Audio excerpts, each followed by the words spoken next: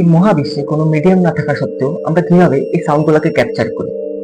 আমরা সাধারণত যে শব্দগুলো শুনি সেগুলো আসলে ভাইব্রেশন, যা বাতাসের মাধ্যমে ট্রাভেল করে। কিন্তু টেকনিক্যালি এই স্পেসে কোনো ধরনের সাউন্ড এক্সিস্ট করে না।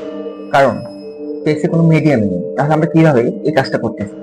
সো হ্যালো এভরিওয়ান, আমি নিকেতন সাধনার টুয়েট ইটি 24।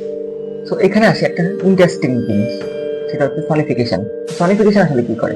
সনিফিকেশনের মাধ্যমে আপনি কোনো মহাজাগতিক বস্তুর ডেটাকে ব্যবহার করে সেটাকে ওই মহাজাগতিক বস্তুর সাউন্ডে কনভার্ট করতে পারবেন। তাহলে আমরা বলতে পারি এই পুরা ইউনিভার্সই হচ্ছে একটা মিউজিক্যাল সিস্টেম। এখন প্রশ্ন আসে কি ধরনের ডেটা? সায়েন্টিস্টরা আসলে ডেটা হিসেবে ব্যবহার করেন বিভিন্ন ধরনের energy wave, like X ray, radio waves and light variation.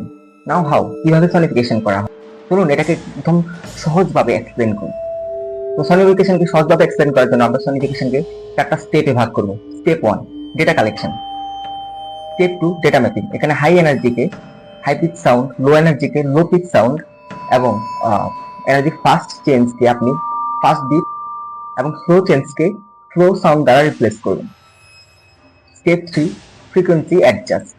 এখানে আপনি ফ্রিকোয়েন্সিকে অ্যাডজাস্ট করে হিউম্যান হিয়ারেবল রেঞ্জে নিয়ে আসবেন। কারণ আপনি আসলে যে সাউন্ডটা পাবেন সেটা দেখা যাবে কিছু কিছু জায়গায় হিউম্যান হিয়ারেবল রেঞ্জের বাইরে।